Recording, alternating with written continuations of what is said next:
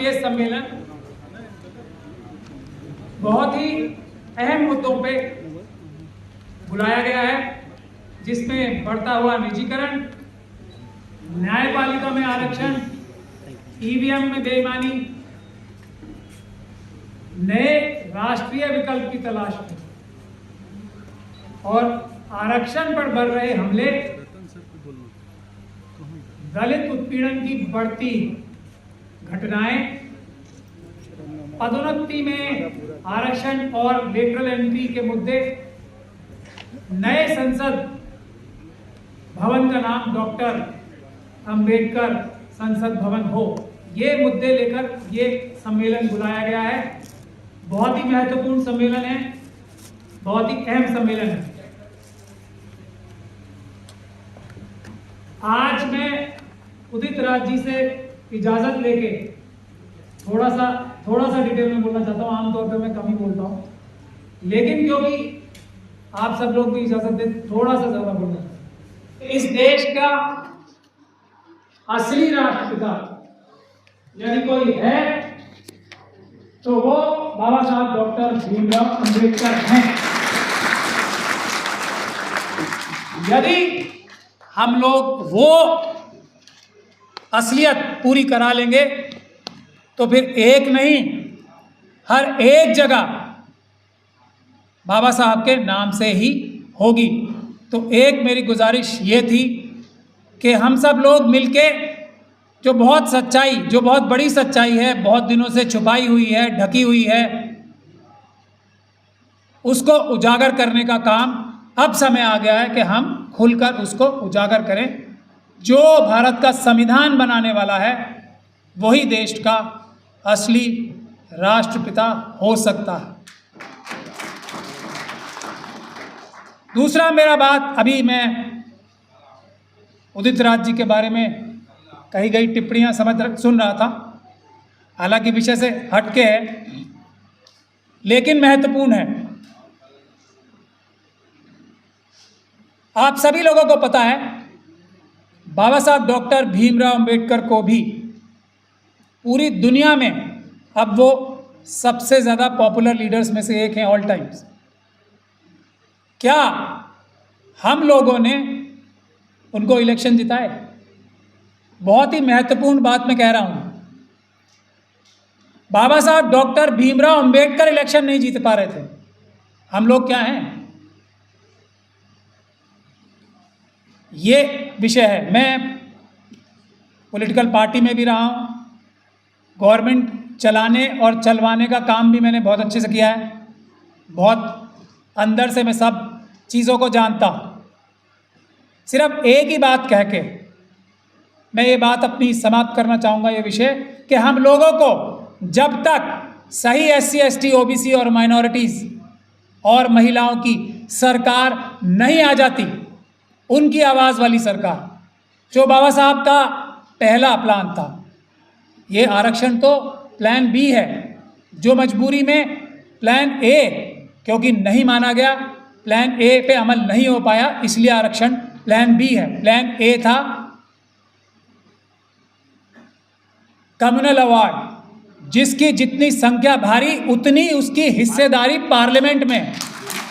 बाबा साहब का पहला प्लान ये था, वो नहीं हुआ, इसलिए रिजर्वेशन। अब मैं इसी बात से बस ये टॉपिक ये वाला ख़त्म करूँगा। आप लोग खुद सब अपने दिल पे हाथ रखें, और आप सब लोग नेताओं से ज़्यादा बहादुर हैं। जो ज़मीन पे कार्य करता है, आम जनता है, SC ST OBC माइनॉरिटीज़ की और महिलाएं, वो अपने नेताओं से कहीं ज़्यादा बहादुर है। लेकिन एक स्ट्रैटेजी की कमी है। आज मैं चलिए उदित राज जी का ही नाम लेके बात करूँ। आप सब लोग, और मैंने ये देखा है इसलिए कह रहा हूँ, हो सकता है आप में से बहुत सारे लोग ऐसा ना करते हों। राहुल जी आ जाएंगे, आप एक बड़ा प्रोग्राम हो रहा है और उदित राज जी के साथ आप सब खड़े होंगे। राहुल जी आ जाएं वहाँ पे, या सोनिया जी आ जाएं, या प्रियंका जी आ जाएं, तो उदित राज जी के साथ दिन रात काम करने वाले, मेहनत करने वाले उदित राज जी जिनके लिए खून पसीना बहाते हैं, और वो उदित राज जी के लिए बहाते हैं, वो सब या उसमें से बहुत सारे या ज़्यादातर छोड़ के उदित राज जी को राहुल जी या सोनिया जी के पास चले जाएं। अब आप आगे सुन लीजिए ना, उससे पार्टी को फायदा नहीं होता है, उससे कांग्रेस पार्टी का भी नुकसान होगा, उससे किसी भी पार्टी का नुकसान होगा, ये भी बात है। और आपका जो नुमाइंदा रिप्रेजेंटेटिव है उसका वजन आपकी आवाज उठाने के लिए कम हो जाता है। अगर मैं ऐसी बात नहीं कहता कि मैं सारी बातें सही कहूंगा, गलत भी हो सकता हूं, लेकिन इस पे विचार तो कीजिए, बात तो सुनिए।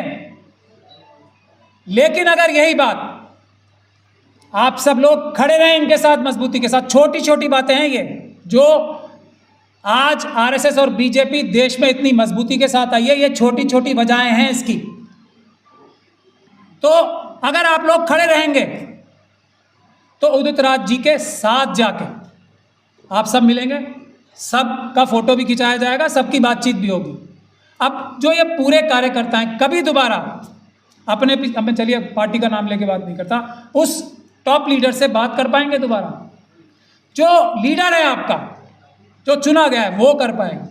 तो उसका तो आपने वजन कम कर दिया, तो अब उससे पार्टी को भी नुकसान हुआ। गलत लोग जो कानाफूसी करके पद और दूसरी चीजें हासिल कर लेते हैं वो ताकतवर हो जाते हैं, और आपकी आवाज उठाने वाला कमजोर हो जाता है, असली जेन्युइन आवाज उठाने वाला। इस पर थोड़ा सोचिए।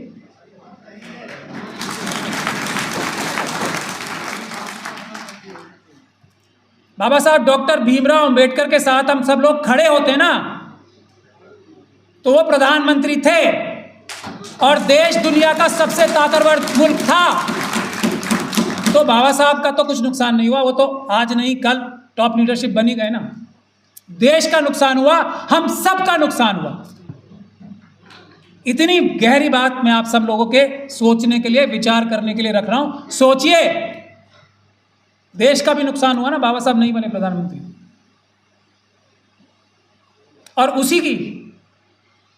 उसी से तार पकड़ के मैं आगे बढ़ना चाहता हूं। आज बाबा साहब ने, हम लोग ये सारे मुद्दे हैं ना, दो बाबा साहब ने स्वयं, जितनी सुप्रीम कोर्ट की पावर है ना उसके बराबर दो संस्थान बनाए थे, जो आज बाद में चेंज होके एक एससी कमीशन और एक ST commission, schedule caste commission और शेड्यूल ट्राइब कमीशन, उसकी पावर सुप्रीम कोर्ट के बराबर रखी थी बाबा साहब ने। जो ताकत सुप्रीम कोर्ट की, इतना दूरदृष्टि थी बाबा साहब की, इतनी ताकत रखी थी। उसके बाद ओबीसी कमीशन बनाया, उसकी भी संविधान से ताकत आती है सीधा। कोई जैसे माइनॉरिटी कमीशन है और महिला कमीशन है, महिला आयोग है, हैंडीकैप का आयोग है, चाइल्ड आयोग है, उसकी सब पार्लियामेंट से ताकत आती है। ये संविधान से ताकत आती है इन तीनों कमीशंस की। जैसे राष्ट्रपति साहिबा की संविधान से ताकत आती है, चीफ जस्टिस की संविधान से ताकत आती है, प्रधानमंत्री की संविधान से ताकत आती है, अटॉर्नी जनरल साहब की संविधान से ताकत आती है। उसी प्रकार से हमारे ये जो तीन कमीशन है इनकी ताकत संविधान से आती है, इतने ताकतवर हैं। लेकिन होता क्या है, वहां भी एक हमारी सब लोगों की कमी है, हम लोग भूल जाते हैं अपने लोगों को। निर्भया कांड हुआ है, उसको अंजाम तक पहुंचा के दम लिया उस एजिटेशन को करने वालों ने। हमने हाथरस, अभी कल हम लोगों ने एक प्रेस कॉन्फ्रेंस की है यहाँ दिल्ली कैंट में, एक 9 साल की बच्ची को शमशान घाट में मार के रेप करके जला दिया गया था जिंदा। हमने उसका क्लोजर कराया सबने मिलकर? नहीं। ये डॉक्टर रितु यहाँ बैठी हैं सामने, डॉक्टर रितु के डॉक्टर रतनलाल बैठे हैं यहाँ। पूरे देश में, हाँ बैठे, हाँ सॉरी, पूरे देश में इतने बड़े बड़े आंदोलन होने चाहिए थे इन दो व्यक्तियों के लिए, और वो तीसरी 2 बच्चियां जो हमारी हाथरस और कैंटोनमेंट में हुए। ये हमारे ऐसे बड़े लोगों को, पढ़े लिखे लोगों को बेइज्जत करेंगे और हम बैठ के तमाशा देखेंगे। ये है। और हमारे आयोग, बहुत ही माफी के साथ कहना चाहता हूं, खुद जो उन्होंने अपने रूल्स रेगुलेशन बनाए, खुद ही अपने आप को अपने हाथ काट के इन तीनों कमीशंस ने खुद ही ये कहा है कि हम सब जुडिस मैटर में इंटरफेयर नहीं करेंगे। कोई उन पर बंदिश नहीं है, बिल्कुल बंदिश नहीं है। संवैधानिक रूप से खुद ही कहा है कि हम लोग इन चीज़ों में इंटरफेयर ही नहीं करेंगे। एक रेजोल्यूशन पास करना है ना, जो कमीशंस में कितने 4-5 मेंबर्स तो होते हैं आजकल, एक मीटिंग करनी है और रेजोल्यूशन पास करना है, हम सब इन चीज़ों में इंटरफेयर करेंगे, सब जुडिस मैटर में भी इंटरफेयर करेंगे, वो कानूनी रूप से ठीक होगा। लेकिन नहीं कर रहे, किसकी कमी है? सुप्रीम कोर्ट के बराबर पावर्स हैं इन 3 कमीशंस की। ये सच्चाई है देश की। तो हम लोगों को अब जो ये 2 मुद्दे हैं, इसको क्लोजर हम भूल जाते हैं, हम भूले नहीं। अगर हम ये हाथरस, ये दिल्ली कैंट, डॉक्टर रितु का केस अभी ज्वलंत है, इससे पूरे देश में मैसेज जाएगा, किसी भी यूनिवर्सिटी में हमारे किसी भी पढ़े लिखे प्रोफेसर के साथ ऐसी बदतमीजी नहीं हो पाएगी। अब ये तक साबित हो गया है डॉक्टर रितु के केस में कि 35 बच्चे झूठे नकली साइन किए थे, प्रिंसिपल ने, रजिस्ट्रार दिल्ली यूनिवर्सिटी उसमें इन्वॉल्व है। आप बताइए ना, इतना बड़ा अन्याय कोई कम है? द्रोणाचार्य कम बैठे आज। तो ये मैं आपसे गुजारिश करना चाहता था। दूसरी के ये जो हमारे आयोग हैं, उनकी ताकत बढ़ाने के लिए भी हम लोगों को आंदोलन करने चाहिए। उनके पास ताकत है, उनको हौसला देने के लिए कि आप कुछ भी कर सकते हो, कोई रोकने वाला नहीं है आपको। और राष्ट्रपति साहिबा जो अभी बनी है ना, उससे भी हमें एक बहुत बड़ी सीख लेनी है कि मनुवादी अब मजबूर हैं। कोई एहसान नहीं किया है, मुर्मू साहिबा को बना के एहसान नहीं किया, बन ही नहीं सकता था। अगर ये कोविंद साहब को बनाया था ना, कोई और बन ही नहीं सकता।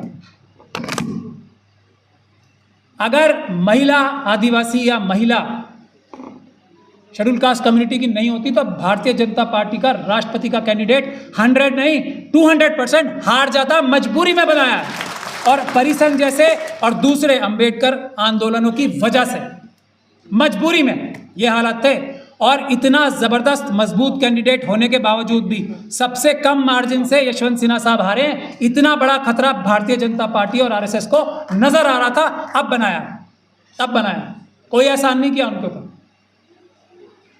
तो अब हमें सबको, अब राष्ट्रपति का पद तो ऐसा है ना कि अब कोई कुछ नहीं कर सकता 5 साल के लिए, कर ही नहीं सकता कोई कुछ। और राष्ट्रपति की पावर्स जो हैं अथाह हैं। तो क्या हम सब लोगों को द्रौपदी मुर्मू साहिबा के हाथ मजबूत नहीं करने के लिए, उनको ये याद नहीं दिलाने के लिए कि एहसान नहीं किया है, मजबूरी है, वो करें बाबा साहब के आदर्शों के ऊपर काम, कोई रोकने वाला नहीं है। अगली बार फिर बनाना पड़ेगा, वो भी रोकने का वाला कोई नहीं है।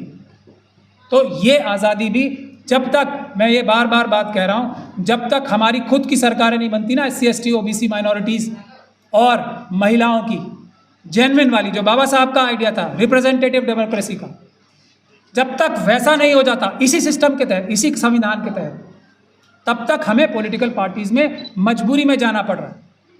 अब मैं तो क्योंकि खुल के बात कहना चाहता हूँ ना, और कहता भी हूँ, मजबूरी में जाते हैं। कितने दंश सहते हैं जो लोग पॉलिटिकल पार्टीज़ में हैं, ईमानदार और सच्चे, आप और हम अंदाज़ा नहीं लगा सकते। और अब अगर भारतीय जनता पार्टी और RSS को रोकना है ना, तो सारी ऑपोजिशन की पॉलिटिकल पार्टी सुन लें, चाहे इनको ये कड़वा घूंट पीना पड़े या नहीं पीना पड़े, ये खुद तय कर लें।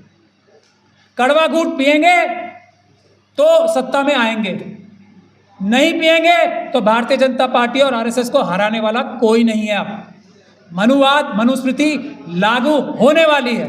अगर हाँ ऑपोजिशन की पॉलिटिकल पार्टीज कड़वा घूंट पिएंगे, डॉक्टर उदित राज जैसे दूसरे लोगों को जो इनकी सही जगह है, पार्टी में इनका कद ये होना चाहिए जहाँ पे रखा हुआ है। अब मैं इन्हीं की बात नहीं करना चाह रहा सर, बाकी जो पॉलिटिकल पार्टीज में लोग हैं हमारे, उनका कद क्या वो है जो उनका होना चाहिए। ठीक है, खत्म करो, चलो ठीक है। माफ़ी चाहता हूँ कुछ आज भावनाओं में अगर कुछ मैं ज़्यादा बोल गया हूँ तो मैं माफ़ी चाहता हूँ, लेकिन ये मेरे दिल की भावनाएं हैं। अगर ऑपोजिशन पार्टीज़ को सत्ता में आना है तो SC ST OBC माइनॉरिटीज़ को उनका हक जो बाकी लोगों से ऑर्गेनाइजेशन लेवल पे, सरकार के लेवल पे ऊपर है, वो देना पड़ेगा, नहीं तो भूल जाए। आ ही नहीं सकते। तो दे फिर हमारे लोगों के साथ बाद में धोखा करके फिर हटा दें, लेकिन एक बार अगर वापस आना है, हटाना है भारतीय जनता पार्टी को, तो सही लोगों को, जो SC ST OBCs माइनॉरिटीज़ हैं, OBCs हैं, उनको उनका हक बाकी लोगों से ऊपर देना पड़ेगा। इन्हीं बातों के साथ मैं अपनी बात खत्म करता हूँ। जय भीम, जय भारत।